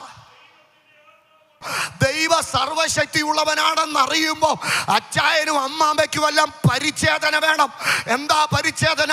അത് ജഡത്തിൽ സംഭവിക്കേണ്ടതാ. ഒന്ന്, ദൈവത്തിന്റെ ആത്മാവ് കൊണ്ട് ആരാധിക്കുകയും ക്രിസ്തുവേശുവിൽ പ്രശംസിക്കുകയും. അപ്പൊ പുതിയ നിയമ പെന്തക്കോസ്തു സഭയ്ക്കകത്ത് നടക്കേണ്ട 3 പരിച്ഛേദന പറ. ദൈവ സർവശക്തി ഉള്ളവനാണെന്ന് അറിയുമ്പോൾ എന്നിലും നിങ്ങളിലും നടക്കേണ്ട 3 പരിച്ഛേദന. ഒന്ന്, ആത്മാവിൽ ആരാധിക്കണം. എന്താ പറയുന്നേ? അച്ഛൻ്റെ ഒക്കെ ഇരിപ്പ് കാണുമ്പോൾ ഒരു സങ്കടം തോന്നും. ഒരിടത്ത് ചെന്നൊരു അച്ഛൻ്റെ ഇരിപ്പ് കണ്ടിട്ട് എനിക്ക് സങ്കടം തോന്നിയിട്ട് ഞാൻ ഇവിടുത്തെ പാസ്റ്ററോട് ചോദിച്ചു, ഇങ്ങനെ ചെവിക്ക് വല്ല കുഴപ്പമുണ്ടോന്ന്. അപ്പം പാസ്റ്ററിനോട് പറഞ്ഞു, ഇവിടെ ചെവിക്ക് കുഴപ്പമില്ലാത്ത ഒരു മനുഷ്യനോട് ഇങ്ങരും മാത്രമാ, കേൾക്കേണ്ടാത്തതെല്ലാം കേൾക്കും, കേൾക്കുന്നതിൻ്റെ എല്ലാ അറ്റത്ത് പിടിച്ച് വഴക്കം ഉണ്ടാക്കുമെന്ന് പറഞ്ഞു. ഞാൻ ചോദിച്ചു, 1.5 മണിക്കൂറായിട്ട് ഞാനിവിടെ പ്രസംഗിച്ചിട്ട് ഒന്ന് അനങ്ങിയില്ലല്ലോ എന്ന്. അപ്പം പാസ്റ്ററിനോട് പറയാ, നിങ്ങളിപ്പോൾ 1.5 മണിക്കൂറല്ല ആയുള്ളൂ, ഞാനിവിടെ 3 കൊല്ലമായിട്ട് പ്രസംഗിക്കുക, ഇതുവരെ അനങ്ങിയില്ല, പിന്നെ ഇനി നിങ്ങളുടെ 1.5 മണിക്കൂർ. എനിക്ക് പിന്നെ അങ്ങനെ അനങ്ങണമെന്നൊന്നും നിർബന്ധമൊന്നുമില്ല. ടി വിയിൽ ഇതുപോലെ നിശ്ചലമായ ക്യാമറ നോക്കി പ്രസംഗിക്കുന്ന ഞങ്ങൾക്ക് നിങ്ങൾ അനങ്ങിയാൽ എന്നാ, അനങ്ങിയില്ല എന്നെ ഏൽപ്പിച്ചല്ല ഞാൻ പ്രസംഗിച്ചു പോയി. പിറ്റേ പ്രാവശ്യം ഒന്നുകൂടെ വരെ എന്നെ അവിടെ വിളിച്ചു കേട്ടോ. ഞാൻ അവിടെ ചെന്നപ്പോൾ എന്നെ തന്നെ അത്ഭുതപ്പെടുത്തിക്കൊണ്ട് നമ്മുടെ അച്ഛൻ വേണ്ടുന്നതിനും വേണ്ടാത്തതിനും എല്ലാം സ്തോത്രം പറഞ്ഞുകൊണ്ടിരിക്കുക. ഞാൻ പാസ്റ്ററോട് ചോദിച്ചു, ഇതന്നെ ഇങ്ങനെ? പാസ്റ്ററിനോട് ഇപ്പം ഇങ്ങനെയാന്ന് പറഞ്ഞു. ഞാൻ ചോദിച്ചു അതിൻ്റെ പ്രത്യേക കാരണം. നരനോട് പറഞ്ഞ, ഒരു മഴ ഉണ്ടായിരുന്നു, അത് ബയോപ്സിക്ക് വിട്ടിട്ടേ ഉള്ളൂ, അതിൻ്റെ റിസൾട്ട് ഇതുവരെ വന്നിട്ടില്ല, അപ്പം മുതൽ തുടങ്ങിയ സോക്കേടാന്ന് പറഞ്ഞു. അപ്പൊ അനങ്ങാത്തവരൊക്കെ എന്ത് ചെയ്യും? ഉറക്കെ പറ. പരിച്ഛേദനക്കാരാ, നിന്റെ ദൈവ സർവശക്തനാണെന്ന് തിരിച്ചറിയുമ്പം നീ ചെയ്യേണ്ട ഒന്നാമത്തെ കാര്യം ആത്മാവിൽ ആരാധിക്കണം.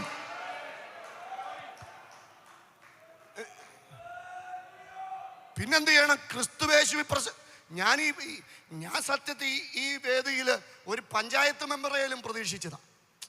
കാര്യം പെന്തിക്കോസുകാരുടെ യോഗത്തിനകത്ത് ഒന്നാമത്തെ ദിവസം ഒരു വാർഡ് മെമ്പറേലും വന്ന് ആശംസ പറയാത്ത യോഗം. MLA ഒക്കെ കിട്ടുകയാണെങ്കിൽ പിന്നെ നമുക്കൊരു ക്രെഡിറ്റാണ്. പിന്നെ പ്രസംഗിക്കുന്ന ഉദ്ദേശിച്ച് മാറ്റി നിർത്തി വെച്ച് എല്ലാവരും കൂടെ കൺവെൻഷന്റെ യോഗത്തിൽ നിന്ന് MLA കൂടെ സെൽഫി എടുക്കും. സ്വത്രെല്ലാം പോയെന്ന് എനിക്കറിയാം. ജഡത്തിൽ പ്രശംസിക്കരുത് കേട്ടോ. നിനക്ക് പാട്ടും പുകഴ്ചയും നിനക്ക് പ്രശംസിക്കാനുമുള്ളത്.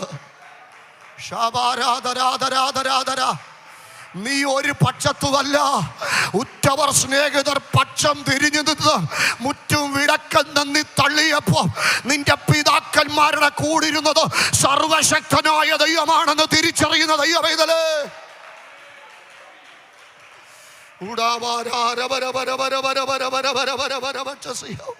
ഇനി ദൈവത്തിന്റെ മൂന്നാമത്തെ പ്രത്യേകത ഉൽപ്പത്തി 21:33 നിത്യനായ ദൈവം.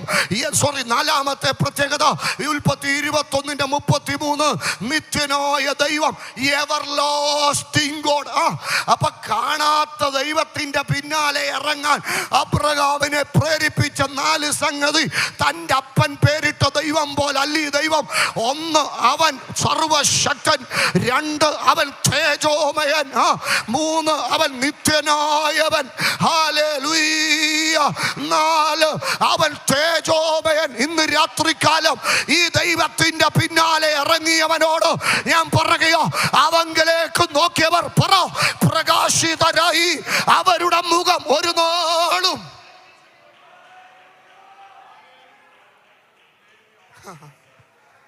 മണ്ടം പറയാ എനിക്ക് ചിലത് കാണണമെന്ന്. എടാ, തേജോമൻ നക്ഷത്രത്തെ കാണാൻ പറ്റത്തില്ല, പിന്നെ തേജോമനായ ദൈവത്തെ കണ്ണുകൊണ്ട് കാണാൻ പറ്റുമോ? അപ്പൊ ഒരുത്തന് I want to see something. രണ്ടാമത്തെ മരമണ്ടന്. കാര്യം പാറയൊക്കെ ആണെങ്കിൽ പാറമടക്കലും കൊടുക്കാം. ഇത് കാലും കൈയില്ലാത്ത കാളയെ ശോധന ചെയ്യാതെ മേടിച്ച ഒഴിവിക്കാൻ പോയിട്ട് അറുക്കാൻ പോലും സമ്മതിക്കത്തില്ല.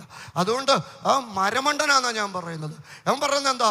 I want to do something. എനിക്ക് കുറച്ച് കാര്യങ്ങൾ ചെയ്യണം. എനിക്ക് ഈ ക്രൂസിന്റെ വഴിയൊക്കെ നടത്തിയാലേ ഒരു തൃപ്തി വരത്തുള്ളൂ. ഞാൻ കഴിഞ്ഞ ദിവസം മെൽബണിൽ നിന്ന് സിഡ്നിയിലോട്ട് പോകുമ്പോൾ 600 കിലോമീറ്ററിന് നടുക്കൊരു മല. 600 കിലോമീറ്ററിനകത്ത് ഒരേ ഒരു മല.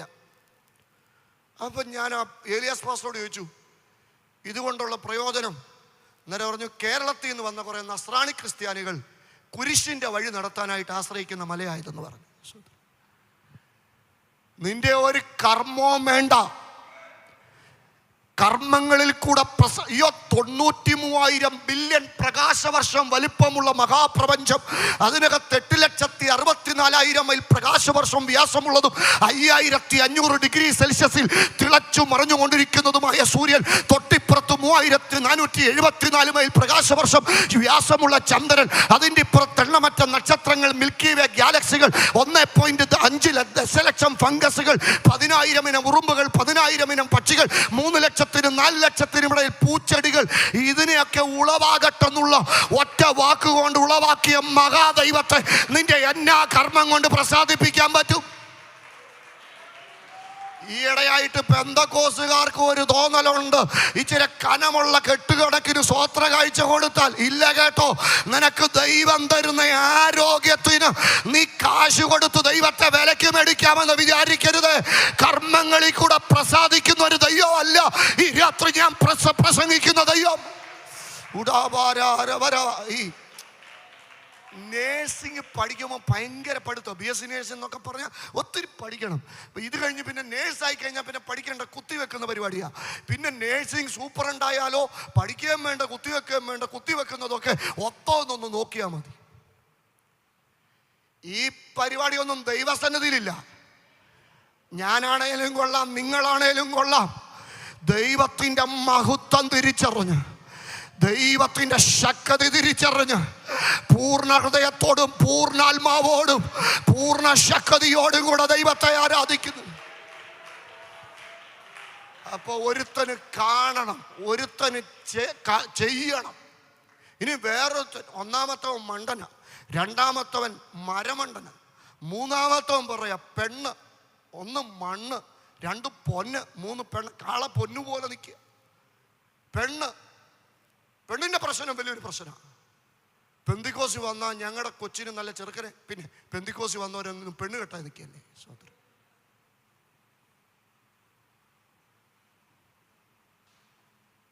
പെണ്ണ് കെട്ടിയാൽ മാത്രം പോരാ, ഐ വാണ്ട് ടു എൻജോയ്. അപ്പോൾ ഒരുത്തന് ചിലത് കാണണം, ഒരുത്തന് ചിലത് ചെയ്യണം, ഒരുത്തന് ഇച്ചിരി കൂടെ അടിച്ച് പൊളിക്കണം. നിങ്ങളുടെ സ്നാനമൊക്കെ സത്യമാണെന്നൊക്കെ അറിയാം. പക്ഷേ എനിക്ക് ഇച്ചിരി കൂടെ ഒന്ന് സ്നാനപ്പെടാം. മൂടാ, ഇന്ന് രാത്രി നിന്റെ ആത്മാവിനെ ദൈവം ചോദിച്ചാൽ, സ്നാനപ്പെട്ട പുകവലിക്കാൻ പറ്റത്തില്ല, സ്നാനപ്പെട്ട കള്ളു കുടിക്കാൻ പറ്റത്തില്ല. എന്നാ പിന്നെ ഇച്ചിരി നിന്റെ ആത്മാവിനെ ദൈവം ചോദിച്ചാൽ, മണ്ണ്, പൊന്ന്, പെണ്ണ്, കനകം മൂലം കാമിനി മൂലം കലകം പലവിധ ഉലകിൽ സുലഭം. ദൈവരാജ്യത്തിനെന്നും 3 തടസ്സം: മണ്ണ്, പൊന്ന്, പെണ്ണ്. പക്ഷെ ഒരുത്തന് സുബോധം വന്നു. ലൂക്കോസ് 15:17. സുബോധം ഇല്ലാത്ത മനുഷ്യൻ്റെ 5 സ്വഭാവമുണ്ട് കേട്ടോ. 5 പറയാം, ഉണ്ട്, സമയമുണ്ട്. ലൂക്കോസ് 15:2 സ്വഭാവം കിടപ്പുണ്ട്. അപ്പോൾ സുബോധം വന്നിട്ടവൻ മതി. 5 സ്വഭാവം. സുബോധമില്ലാത്ത മനുഷ്യർക്ക് 5 പ്രതിനിധികൾ. ഒന്നാമത്തെ കൂട്ടർക്ക് ഞാൻ ഇട്ടിരിക്കുന്ന പേര് ഇത് യങ്ങർ ബ്രദർ സിൻഡ്രോം. ഞാൻ വരാം അങ്ങോട്ടെ, അത് ലാസ്റ്റിൽ പറയാം. രണ്ടാമത്തെ പേര് എൽഡർ ബ്രദർ സിൻഡ്രോം, മൂത്ത മകൻ്റെ മാനസികാവസ്ഥ. സുബോധം ഇല്ലാത്തവന് എന്താ, അവനെവിടെ താമസിക്കുന്നത്? വിതിൻ ദ ഹൗസ്, വീടിനകത്താണ്. അപ്പനുമായിട്ട് there is no connection with father, ഒരു ബന്ധവുമില്ല. അങ്ങനെ പാസക്കറിയാവുന്ന ആർക്കറിയാൻ വയ്യാത്ത 5 മിനിറ്റ് സംസാരിച്ച് നോക്കിക്കേ. അസൂയ, കുശുമ്പ, സ്വയനീതീകരണം, ഞാനെന്ന ഭാവം. എൽഡർ ബ്രദർ സിൻഡ്രോം, മൂത്ത മകൻ്റെ മാനസികാവസ്ഥ. ഇനി രണ്ടാമത്തെ ഒന്നുണ്ട്, റിലീജിയോസിറ്റി സിൻഡ്രോം, മതാത്മികതയിലൂടെ ദൈവത്തെ. ഞാൻ പോകുന്നില്ല അങ്ങോട്ട്. മൂന്നാമത്തേതിൻ്റെ പേരാണ് വൈൽഡർനെസ് മെന്റലി സിൻഡ്രോം, മരുഭൂമിയിലെ സഭയുടെ മാനസികാവസ്ഥ.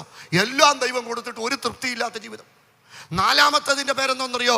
സിങ്കിങ് ബോട്ട് സിൻഡ്രോം, ഇപ്പം മുങ്ങുന്ന ബോട്ടയിലാണെന്ന് ചിന്ത. 4 മാനസികാവസ്ഥയും സുബോധമില്ലാത്ത മനുഷ്യൻ്റെ പ്രതികരണങ്ങളാണ്. അപ്പം തന്നെ 5ാമത്തേതിൻ്റെ പേരാ എൽഡർ ബ്രദർ, അത് യങ്ങർ ബ്രദർ സിൻഡ്രോം. അവന് സുബോധം വന്നു. സുബോധം വരുന്നതിന് മുമ്പ് അവൻ്റെ ഒരു സ്വഭാവമുണ്ട്. സുബോധം വരുന്നതിന് മുമ്പ് അവൻ്റെ ചിന്തകൾ എന്തൊക്കെയാ? ഒന്നാമത്തെ ചിന്ത, he thought having money is the key to everything. എല്ലാത്തിൻ്റെ ആധാരം പണമാണെന്ന് അവൻ ചിന്തിച്ചു. അവൻ ഒറ്റ ചിന്തയുള്ളൂ, പൈസ പൈസ പൈസ പൈസ പൈസ. രണ്ടാമത്തവൻ്റെ ചിന്ത, having freedom is the key to everything. സ്വാതന്ത്ര്യമായ എല്ലാത്തിൻ്റെ ആധാരം അവൻ ചിന്തിക്കുക. മൂന്നാമത്തേവൻ്റെ ചിന്ത, he thought that the real life is outside. യഥാർത്ഥ ജീവിതം പുറത്താന്ന് അവൻ ചിന്തിക്കുക.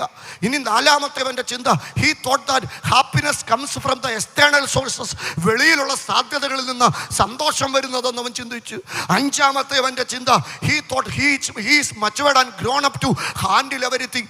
എല്ലാം നിയന്ത്രിക്കാൻ തനിക്ക് കഴിവുണ്ടെന്ന് അവൻ ചിന്തിക്കുക. അവൻ്റെ ആപ്തവാക്യം എന്താ? I can handle everything, I will manage, I will do. സ്വത്രം depending on ability, depending on money, depending on wealth. പൈസയിൽ ആശ്രയിച്ച് എല്ലാം നശിച്ച ഒരു മനുഷ്യൻ. പക്ഷേ സുബോധം വന്നു. സുബോധം വന്നപ്പം അവൻ്റെ തിരിച്ചറിവ് എന്താ? അവൻ്റെ തിരിച്ചറിവ്, he realized no one else will have grace on him. തൻ്റെ അപ്പനെ പോലെ തന്നെ സ്നേഹിക്കുന്ന ആരുമില്ലെന്നവൻ തിരിച്ചറിവ്. സ്തോത്രം. മറ്റാരിൽ നിന്നും കിട്ടാത്ത കൃപ അപ്പനിൽ നിന്ന് കിട്ടുമെന്നവൻ തിരിച്ചറിയും. മണ്ണിനും പൊന്നിനും പെണ്ണിനും ഒക്കെ ജീവിതം കൊടുത്ത ഒരു മനുഷ്യൻ. പക്ഷെ ഇന്ന് തിരിച്ചറിയുക, എൻ്റെ അപ്പൻ. ഞാൻ എൻ്റെ വാക്ക് പരിമിതപ്പെടുത്താൻ അടുത്ത 5 മിനിറ്റ് എടുക്കുക. ശ്രദ്ധിച്ച് കേട്ടോളൂ. അപ്പൻ്റെ വീട്ടിലോട്ട് പോരുക, ആരോടും പറയാതെ ഒരു പൊരിച്ച. ഞാൻ അവനോട് ചോദിച്ചു, അപ്പൻ്റെ വീട് ന്യായപ്രമാണവുമായി ബന്ധപ്പെട്ടതല്ലേ? ആന്നു. കാനഡയിലെ നിയമം അല്ലല്ലോ അവിടുത്തെ, അങ്ങനല്ല. ആവർത്തനം 21:18 വായിച്ചാൽ മതി. അപ്പൻ്റെ അമ്മയുടെ വാക്കനുസരിക്കാതെ ഷടനും മത്സരിയുമായ ഒരു മകനൊരുവനുണ്ടെങ്കിൽ അമ്മയപ്പന്മാർ അവനെക്കുറിച്ച് പട്ടണത്തിലെ മൂപ്പന്മാരോട് അറിയിക്കണം. എന്നിട്ട് പട്ടണത്തിലെ മൂപ്പന്മാരെല്ലാവരും അവനെ എന്ത് ചെയ്യണം? കല്ലെറിഞ്ഞ് കൊല്ലണം. കാനഡയിലെ നിയമം നേരെ തിരിച്ച. പിള്ളേർ കംപ്ലൈൻറ്റ് ചെയ്ത് അപ്പനെയും അമ്മയും ശിക്ഷിക്കാനാണ്. ഓസ്ട്രേലിയയിലും അങ്ങനെ, UK-ലും അങ്ങനെ, അമേരിക്കയിലും അങ്ങനെ. പക്ഷേ ന്യായപ്രമാണത്തിലെ നിയമം കണ്ടോ? അപ്പനും അമ്മയും കംപ്ലൈൻറ്റ് ചെയ്താൽ പിള്ളേരെ കല്ലെറിഞ്ഞ് കൊല്ലണം. ഈ നിയമമുള്ള നാട്ടിലോട്ടാണ് ഈ ചെറുക്കൻ തിരിച്ചു വരുന്നത്. ഞാൻ അവനോട് ചോദിച്ചു, നീ എന്തോ അബദ്ധമായി കാണിക്കുന്നത്? വിശപ്പൊക്കെ സത്യമാണ്, പക്ഷേ ജീവനെക്കാട്ടി വലുതാണോ വിശപ്പ്? നീ തിരിച്ചു എന്നാ എല്ലാവരും നിന്നെ കല്ലെറിയത്തില്ലേ? എന്നാൽ അവൻ എന്നോട് പറഞ്ഞു, ഞാൻ പോകുന്നത് അയൽവക്കക്കാരൻ്റെ വീട്ടിലേക്കല്ല, ഞാൻ പോകുന്നത് എൻ്റെ അപ്പൻ്റെ വീട്ടിലോട്ടാ. മറ്റാർക്കും കിട്ടാത്ത കൃപ, മറ്റാരും കാണിക്കാത്ത കൃപ എൻ്റെ അപ്പൻ എന്നോട് കാണിക്കും. എത്ര പേര് ഇന്ന് രാത്രി വിശ്വസിക്കുന്നുണ്ട്? ആ ലൂക്കോസ് 15 വായിച്ചപ്പോൾ ഞാൻ ഒത്തിരി കരഞ്ഞു. കാരണം ഞാനൊരപ്പനായതുകൊണ്ടാണ്. ആ അപ്പൻ്റെ പ്രത്യേകത കണ്ടോ? ദൂരത്തു നിന്ന് അപ്പൻ അവനെ കണ്ടു. അച്ഛാ, നിങ്ങളൊരപ്പനാണെങ്കിൽ, നിങ്ങളൊരമ്മയാണെങ്കിൽ നിങ്ങൾക്ക് വേണ്ടത് ഷോർട്ട് സൈറ്റ് അല്ല, നിങ്ങൾക്ക് വേണ്ടത് ലോങ് സൈറ്റാ. നിങ്ങൾക്ക് വേണ്ടത് അടുത്ത കാഴ്ചയല്ല, നിങ്ങൾക്ക് വേണ്ടത് അകലക്കാഴ്ചയാ. ഇന്ന് കൊച്ചിച്ചിരെ അബദ്ധ സഞ്ചാരം നടത്തിയാലും, ഇന്ന് കൊച്ചിച്ചിരെ അകന്നു മാറിയാലും നിങ്ങൾ പറ, ഇതല്ലെങ്കിൽ നാളെ എൻ്റെ കൊച്ച് എൻ്റെ അടുക്ക വരും. എന്നേക്കാൾ എത്ര പേര് രാത്രി വിശ്വസിക്കുന്നുണ്ട്? പിന്മാറ്റത്തിൽ പ്രതീക്ഷ നഷ്ടപ്പെട്ട കുഞ്ഞിനെ ഓർത്ത് ഭാരപ്പെടുന്ന ചില അപ്പന്മാരോട് ഞാൻ ഈ രാത്രി ആത്മാവി പറയുക, എഴുതി തള്ളരുതേ.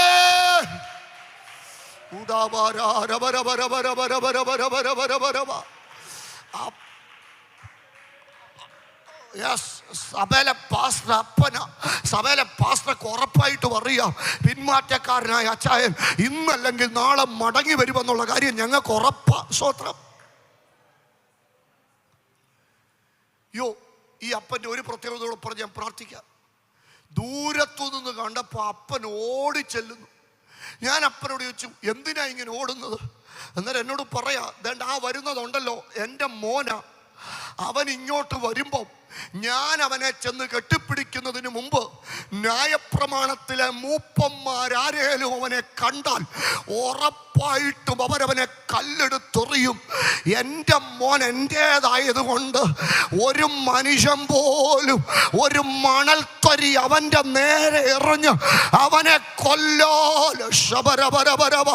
ഇന്ന് രാത്രികാലം ആരെല്ലാം നിന്നെ അവഗണിച്ചാലും, ആരെല്ലാം നിന്നെ കൈവിട്ടാലും, ആരെല്ലാം നിന്നെ ഒറ്റപ്പെടുത്തിയാലും നിന്നെ കെട്ടിപ്പിടിക്കുന്ന ഒരപ്പനുണ്ട്. എന്ത് പറയുന്നതിൽ ശക്തിയോട് ഞാൻ പറയും, എൻ്റെ അപ്പൻ കെട്ടിപ്പിടിക്കുന്നവനാ. എൻ്റെ അപ്പൻ കെട്ടിപ്പിടിച്ചാൽ നിന്റെ ചരിത്രം മാറും.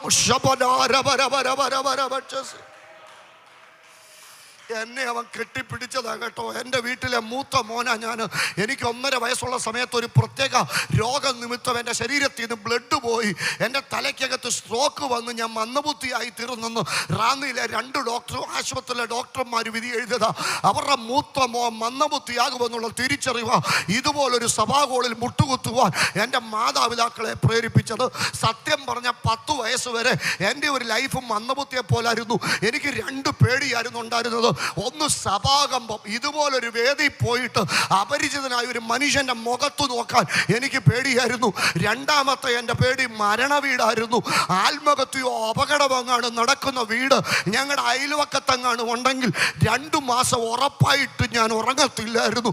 അങ്ങനെ പേടിച്ചുൾവലിഞ്ഞ് എന്നിൽ തന്നെ ഒതുങ്ങിയ എന്നോട് സാത്താനും പറഞ്ഞു, നീ ഒരു വേസ്റ്റാ, നിന്നെ ഒന്നിനും കൊള്ളത്തില്ല. പഠിക്കാൻ ഞാൻ മിടുക്കനല്ലായിരുന്നു, സ്റ്റേജിൽ കയറി നിൽക്കാൻ എനിക്ക് കഴിവില്ലായിരുന്നു. അവൻ ഞങ്ങളുടെ സഭയിലെ ഒരു സാക്ഷ്യവും ഒരു വാക്യവും ഞാൻ മുഴുപ്പിച്ച് പറഞ്ഞിട്ടില്ല. കാണാതെ പഠിക്കാൻ എനിക്ക് കഴിവില്ലായിരുന്നു. പക്ഷേ ഈ 2 റിപ്പോർട്ട് 10 വയസ്സിനകത്ത് മനുഷ്യന്റെ സാത്താന്റെ റിപ്പോർട്ട് മേടിച്ച് ഒതുങ്ങിയിരുന്ന എന്നെ ഇതുപോലൊരു യോഗത്തിൽ വെച്ച് 11ാമത്തെ വയസ്സിൽ തൊട്ടേച്ച് എൻ്റെ അപ്പം പറഞ്ഞു, നിന്റെ ചരിത്രം ഞാൻ മാറ്റാൻ പോവുക. ദ്വീപുകൾ നിന്റെ ശബ്ദത്തിന്, അയ്യോ അന്നെൻ്റെ ചരിത്രം മാറിയത്. ഇന്ന് രാത്രി ചരിത്രം മാറ്റുന്ന ഒരു ദൈവമുണ്ട്. ഓടി വരാവോ? അപ്പൻ നിന്നെ കെട്ടിപ്പിടി. ഉറക്കെ വിളിക്കുന്നു, യേശു കർത്താവേ എന്ന് ഉറക്കെ വിളിക്ക്. ഈ അപ്പൻ നിന്നെ കെട്ടിപ്പിടിക്കുന്നത് നൈമിഷികമാകുന്ന ഒരു ജീവിതത്തിലേക്കല്ലോ. ഇതാകുന്നു അവൻ നമുക്ക് നൽകിയ വാഗ്ദാനം. നിത്യജീവൻ തന്നെ തന്റെ ഏകജാതനായ പുത്രനിൽ വിശ്വസിക്കുന്ന ഏവനും നശിച്ചു പോകാതെ നിത്യജീവൻ പ്രാപിക്കുവാനോ. നിന്നെ ലോകം മുഴുവൻ പ്രാഗിയാലും, നീ ജനിപ്പിച്ച നിന്റെ അപ്പൻ നിന്നെ പ്രാഗിയാലും, ജനിപ്പിച്ച നിന്റെ അമ്മ നിന്നെ പ്രാഗിയാലും, നിന്നെ അനുഗ്രഹിക്കാൻ ഉലകത്തെ നിർമ്മിച്ച മഹാദൈവം ഇന്ന് രാത്രി ഇവിടെ വന്നിട്ടുണ്ട്. ഉറക്കെ വിളിക്ക്, യേശുവേ എന്ന് വിളിക്ക്, യേശുവേ എന്ന് വിളിക്ക്, യേശുവേ എന്ന് വിളിക്ക്. ഇന്ന് രാത്രി ചിലരെ സ്വർഗം കൈപിടിച്ചു കറ്റുക. ദൈവസ്ഥാനത്തെ അനുഭവിക്കുന്നവർ മാത്രം ദൈവത്തെ സ്തുതിച്ചു തുടങ്ങിക്കോ. കത്തിയില്ലാത്ത ചില ശസ്ത്രക്രിയകൾ, കൈ തൊടാത്ത ചില അത്ഭുതങ്ങൾ ഈ രാത്രി ഇവിടെ നടന്നുകൊണ്ടിരിക്കുക.